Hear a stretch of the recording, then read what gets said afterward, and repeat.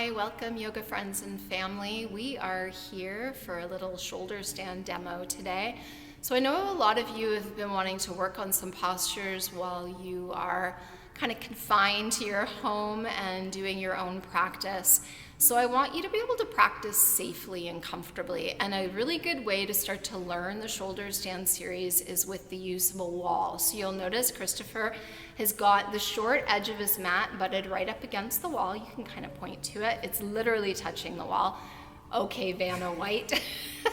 So I'm gonna have Chris demonstrate how to easily come on to your mat. So you're gonna face the door for me if you don't mind. And you're gonna kind of scoot yourself forward.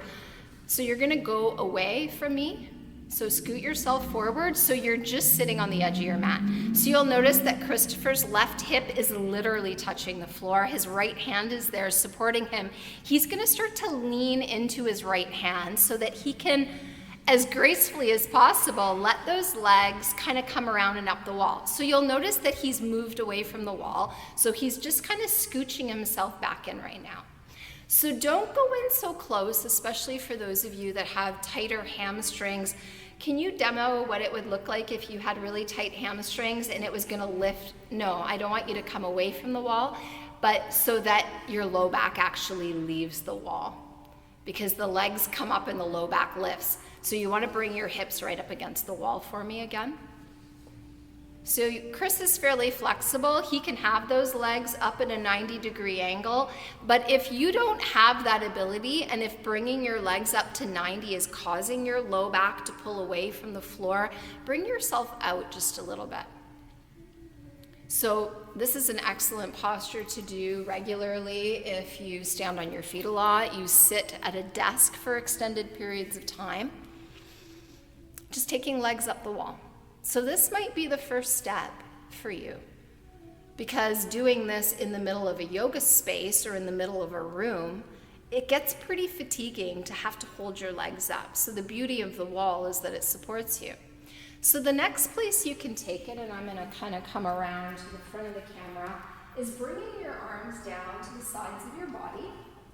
And you'll notice that Chris's hands don't touch the floor. Most people's won't. They're gonna actually touch the wall. You're gonna plant both feet on the wall. Only bending your knees just enough, to get the feet flat. And you wanna really be able to push into the wall. So you're starting to get used to that hip bone distance. So that's where the feet are right now. Push into your feet and let your hips pull away from the ground. Now, how high can those hips come up? And as the hips start to come up, you might need to adjust the feet a little bit higher to keep the knees and the ankles in line. You can even go a smidgen higher if you want, Chris, with your ankles. And then maybe you can walk your hands a little closer together. So instead of, some of us can't clasp like Chris just did there. Some of you are just bringing your hands towards each other. It's gonna help you to squeeze those shoulder blades together. So there should be no pain here. There's other options we can do, I'll get to that in a moment, to create some space between that cervical spine and the floor. So maybe you start, you can only hold this for 5 breaths. Demo it for somebody who maybe can't even come up so high. You might be more in this bent position, and that's okay. Now, can you place your hands on your low back? Even in this bent position, a lot of us can get our hands in, but rather than turning your fingers towards each other, see if you can turn your fingers up. So you're not putting kind of any undue strain on those wrists. Can you push your hips maybe a little bit further forward? Maybe the hands can walk a little higher up the back. So you'll see Chris adjusting, trying to get the elbows in as much as possible. Keeping thigh next to thigh, can you make your right leg go straight up towards the ceiling? Maybe even bring those legs a little closer together. So you'll notice that Chris's legs are right next to each other. You might do that, both sides, maybe 5 breaths. You can work your way up to further and further. So as your right foot comes down, then your left leg would float up. Once you do that for a few breaths, maybe you'll take the left leg back down, take the right leg back up again. And this is a nice one to work on some flexibility. Can you let your right leg come over your face? Try to keep your hips where they are. Push out through ball of the foot. And you'll notice Chris starting to adjust. He comes more up onto his tippy toe. I should mention this as well. If you've got your handy dandy cell phone or tablet here, do not turn your head to look at it. So if you need to, observe the video first before you try attempting this. So let your right leg come up, bend the knee again, set the foot on the wall, and then you're going to do the same thing with the left leg. Make sure you're still breathing deeply, and I cannot emphasize enough, do not turn your head in this pose. So now let your left leg come up, but don't bend your knee, Chris. See if you can just bring the left leg straight up. You might eventually, over time, get to a point where your right leg can join your left leg. So now Chris is using a bit of his core strength. His belly does a bit of work, his back, his legs, but don't let one part work harder than the other. Try to maintain that long, deep breath. You might be able to do this for a few moments, and then maybe the feet need to come back on the wall, one at a time.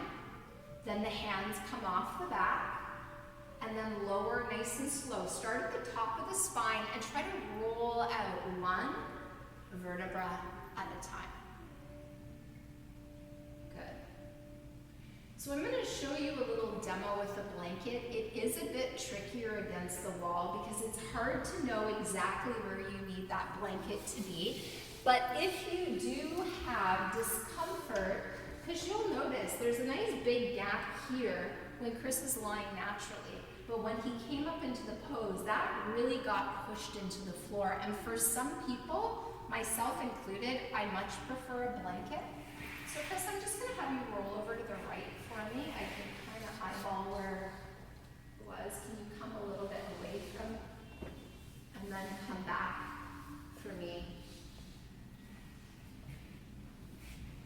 I might have that too high up. Sorry, this is where it gets a little bit trickier. Try that. So what you're trying to do when you pad your back is bring the edge of that blanket up kind of just to the edge of the shoulder. And what this is going to do is help to create a little bit more space in the neck. So you'll notice as Chris pushes his feet into the wall again and lifts himself up, he can walk his hands in. Notice this space here. It's not now getting really pushed into the floor. What I like about using a blanket, even freely in the center of the room, is I tend to get a much straighter, kind of more pike shape to my shoulder stand when I do it with the use of the blanket. So if you have any questions about anything that we've taught you today, if you have any requests for any postures you'd like to work on, please let us know. And thanks so much for watching. We'll join you again soon.